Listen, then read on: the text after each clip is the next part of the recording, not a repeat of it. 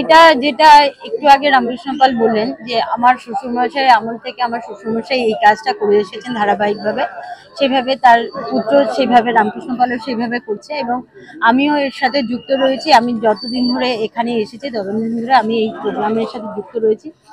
আর যেটা বলবো হচ্ছে বাঙালির শ্রেষ্ঠ উৎসব হচ্ছে দুর্গা উৎসব। এই সময় ধনী দরিদ্র সবাই আনন্দে মেতে ওঠে। কিছু কিছু মানুষ আছে যারা এই আনন্দতে সামিল হতে পারে না। আমরা শুধুমাত্র সেই চেষ্টা করি যাতে এই আনন্দতে, এই যে দুর্গা উৎসব, এই আনন্দতে সবাই যাতে একসাথে আনন্দ করতে পারে। আমরাও যেমন একটা নতুন জামা কাপড় পরে প্যান্ডেলে বা ঠাকুর দেখতে যাব, সেরকম এই যে যাদের জন্য আমরা ব্যবস্থা করেছি তারাও যেন একটা নতুন বস্ত্র পরে তারাও যেন ঠাকুর দেখতে যেতে পারে, তাদের মনেও যেন একটা আনন্দ জেগে ওঠে যে আমরা নতুন বস্ত্র পেয়েছি। আপনাদের চ্যানেলের মাধ্যমে আমি সবাইকে জানাতে চাই আমাদের মল্লিক কলোনির দুর্গা উৎসব এবার 75 বছরে পড়েছে। আপনারা সবাই আসুন, দেখুন, উপভোগ করুন, আনন্দ করুন। এবং আমাদের এবারের থিম হচ্ছে জীবনযুদ্ধ, যেটা আমরা বাস্তবিক জীবনে আমাদের যে যুদ্ধ করে আমরা জীবনযাত্রা চালাই সেটাই আমাদের প্যান্ডেলের থিমের মাধ্যমে তুলে ধরা হয়েছে। আপনারা এসে দেখুন এবং আমাদের এই যে কষ্টটা বা আমাদের যে প্রচেষ্টা এটাকে সাফল্যমণ্ডিত করুন। আমাদের উদ্যোগে প্রত্যেক বছরই আমরা করি, কারণ প্রত্যেক বছরই মানুষ একটু অপেক্ষা করে থাকে যে আমরা এই 9 নম্বর ওয়ার্ড থেকে কখন নতুন বস্ত্র পাবো। সেই লক্ষ্যকে সামনে রেখে এই জন্য এই আয়োজন।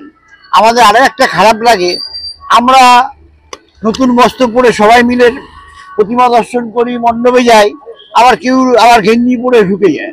এটা আমাদের কষ্ট, বেদনা, দুঃখে, যার কারণে এই কষ্ট জ্বালাকে আর সহ্য না করতে পেরে আমরা দীর্ঘকাল ধরে যে আমরাও নতুন বস্ত্র পরবো, সাধারণ মানুষও যার ক্ষমতা নেই সেও পড়বে, এই লক্ষ্যকে সামনে রেখে এই বস্ত্রদান শিবির আজকে না, বহুকাল ধরে প্রায় ধরুন 40 বছর এই ধারাবাহিকতা আমার বাবা থেকে, আমার বাবা তারও 50 বছর তারা দিয়ে আসছেন।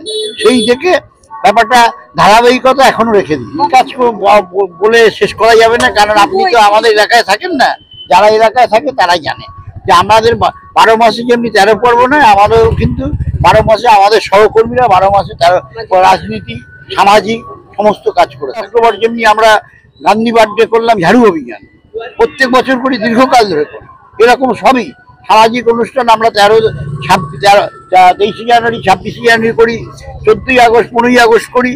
আমরা দৌড় প্রতিযোগিতা করি, আঁকা প্রতিযোগিতা, কি বাদ আছে, রক্তদান শিবির, কি বাদ, মানে বাদের মধ্যে কোনো কিছু নাই। এটা কাথির একজন প্রফেসর, তিনি এই আইডিয়াটা আমাদের দিয়েছেন এবং তিনি বোঝাবার চেষ্টা করেছেন এইভাবে।